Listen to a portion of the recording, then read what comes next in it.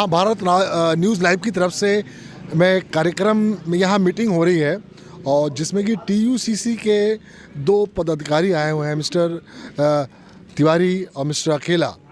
तो एक बहुत अच्छा एक विचार यहाँ गोष्ठी चल रही है क्योंकि अधिवेशन भी होने वाला है, उसमें एक बहुत ही अच्छी चर्चा होने वाली है। और हमारे जो क्षेत्रीय नमस्कार, मैं राजकमल, भारत न्यूज़ लाइव से।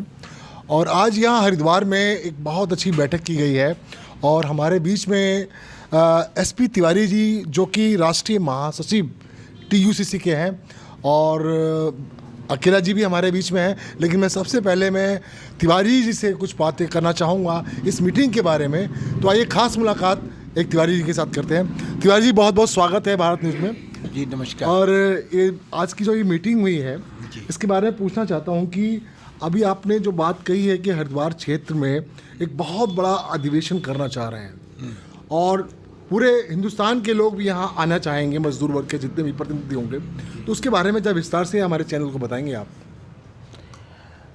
देखिए, ऐसा है कि ये एक ऐसी तपोभूमि है जहाँ से गंगोत्री से गंगा निकल करके भारत की संस्कृति की एक नई विरासत पूरी दुनिया में फैलाती है। और टीयूसीसी चूँकि आज के दिन में नेताजी सुभाष चंद्र बोस के आदर्शों को लेकर एक नए राष्ट्र निर्माण की दिशा में आगे बढ़ रहा है और उस राष्ट्र निर्माण के लिए टीयूसीसी ने एक उद्देश्य तय किया है कि 2022 में 1 करोड़ सदस्यता अभियान हम करेंगे। उस अभियान को सफल बनाने के लिए हम लोगों ने यह तय किया है, टीयूसीसी की केंद्रीय कमेटी ने, कि हरिद्वार में एक राष्ट्रीय बैठक हम आहूत करेंगे।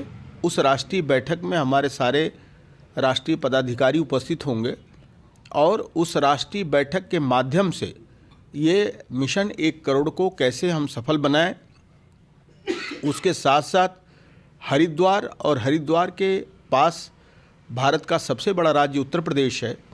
ये उत्तर प्रदेश और उत्तराखंड दोनों में टीयूसीसी के माध्यम से असंगठित मजदूरों को सामाजिक सुरक्षा दिलाने और असंगठित मजदूरों को संगठित करने का एक बड़ा भगीरथ प्रयास हम शुरू करने के लिए आज की इस बैठक में यहाँ उपस्थित हुए हैं।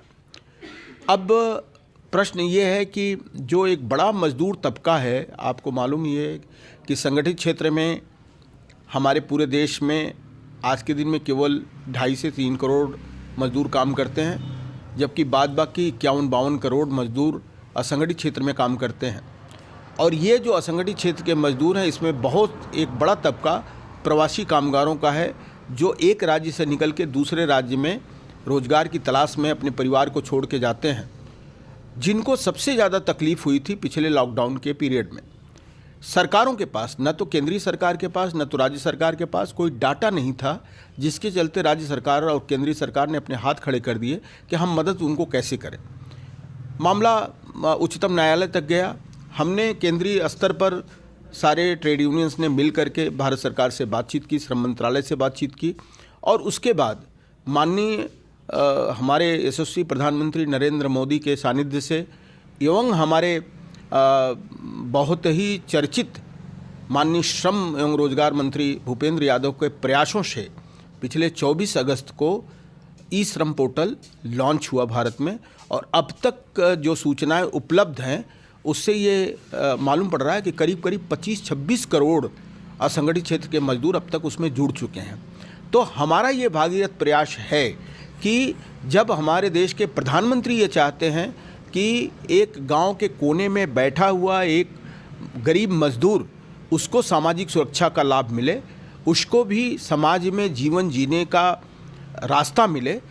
हम चूँकि नेताजी सुभाष की विचारधारा को लेकर जन जन तक जाने का काम करते हैं, हम उनके आदर्श को, उनके राजनीतिक दर्शन को जन जन तक पहुंचाने का काम कर रहे हैं। तो हमारी, चूँकि हम लोग राष्ट्रवाद से जुड़े हुए हैं, तो हमारी एक नैतिक जिम्मेदारी है कि इस भगीरथ प्रयास को लेकर के हम ज़्यादा से ज़्यादा असंगठित मजदूरों को ई श्रम पोर्टल में एकत्रित करें, उनको संगठित करें, उनको सामाजिक सुरक्षा दिलाएं, ताकि नेताजी सुभाष का जो मिशन था भारत के नवनिर्माण का, और नए राष्ट्र के निर्माण का, उस निर्माण को हम पूरा कर सकें और समाज में खास करके श्रमिक जगत में मजदूरों को एक नई दशा और दिशा प्रदान करने में हम अपनी भूमिका को सार्थक बना सकें।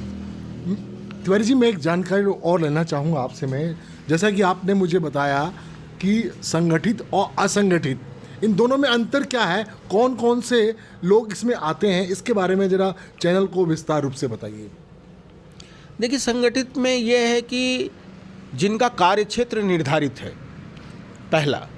दूसरा है कि जिनको सामाजिक सुरक्षाओं का लाभ मिलता है, जहां कानून, श्रम कानून लागू होते हैं, उनको हम संगठित क्षेत्र मानते हैं। जैसे किसी फैक्ट्री में काम करते हैं आप, वहाँ तय है कि 8 घंटे आपको काम करना है, 6 दिन काम करना है, 7वें दिन आपको अवकाश मिलेगा। 8 घंटे से ज़्यादा आप काम करेंगे तो आपको ओवर टाइम का पैसा मिलेगा। आप को जो सार्वजनिक छुट्टियां हैं उस दिन आपको छुट्टी मिलेगी।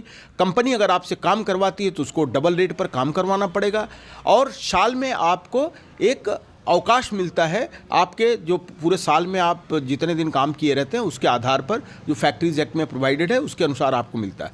तो ये जो सारी सुविधाएं आपको मिलती हैं वो श्रम कानूनों के आधार पर आपको सारी सुविधाएं मिलती हैं।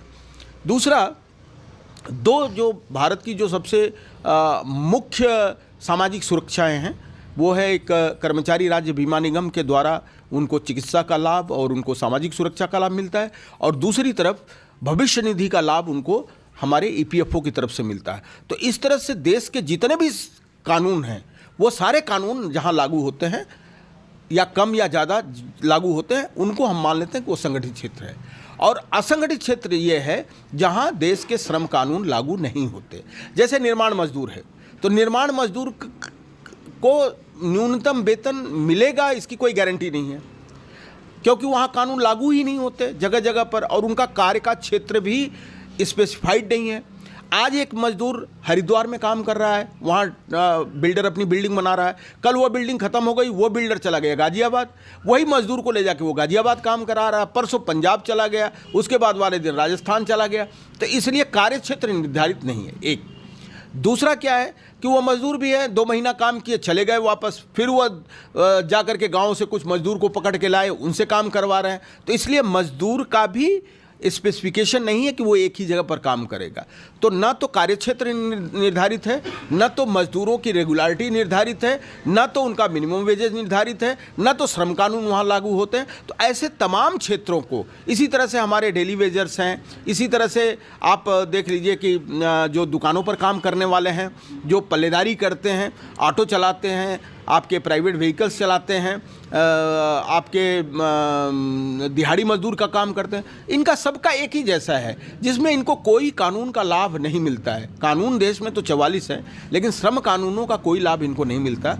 अतः हम इसी के हिसाब से इनको बाइफार्केट करते हैं और संगठित असंगठित की परिभाषा में परिभाषित करते हैं। एक बात और पूछना चाहूँगा कि इसमें सबसे ज़्यादा योगदान जो ट्रेड यूनियंस हैं, जैसे TUCC की बात करते हैं, इसका क्या योगदान है, क्या सहयोग है, किस तरीके से ये अपनी सेवाएं उन तक प्रोवाइड मजदूर तक पहुंचाएगी, या उनकी योजनाओं का लाभ उन तक कैसे पहुंच पाएगा, इसके बारे में क्या बताएं आप।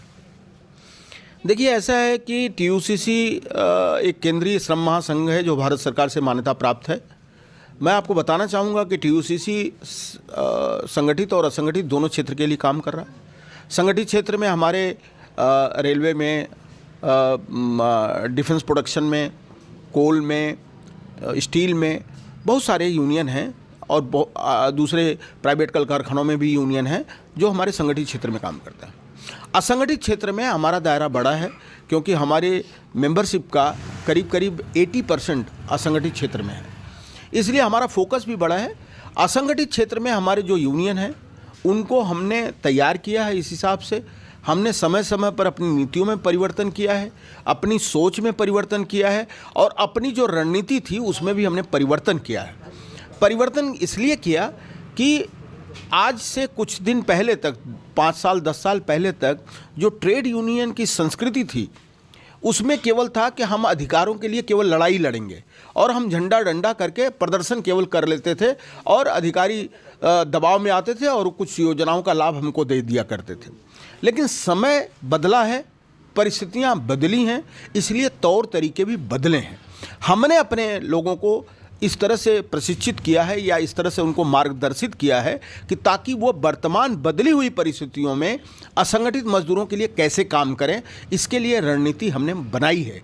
और वो रणनीति किसी एक राज्य के लिए विशेष नहीं है, हर राज्य के लिए अलग अलग रणनीति है, क्योंकि संगठन का काम करने का तरीका, हमारा भौगोलिक परिस्थितियां हैं, हमारे जो सांस्कृतिक चीज़ें हैं, इन सबको ध्यान में रख करके हर राज्य के लिए अलग अलग रणनीति बनी है।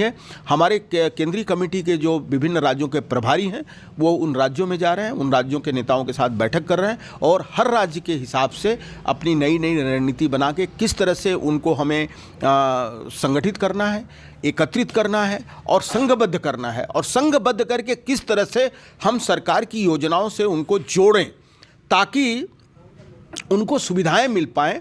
क्योंकि अकेले सरकार के पास इतना बड़ा इंफ्रास्ट्रक्चर नहीं है कि वो चाहे तो वो सब कुछ कर सके, या सरकार की जो व्यवस्था है, आप जानते ही हैं कि सरकारी व्यवस्था में हर चीज़ जो ऊपर के लोग सोचते हैं उस तरह से हो नहीं पाता है। इसलिए हम एक जिम्मेदार संगठन के रूप में, चूँकि हम नेताजी सुभाष के राष्ट्रवाद से लैस हैं और हम नेताजी सुभाष के राजनीतिक दर्शन को मान करके चलते हैं, जहां गैर बराबरी की बात है, जहां महिला पुरुष, जातिवाद, धर्मवाद, ये सब को हम दरकिनार रखते हुए श्रमिक जगत के लिए काम करते हैं।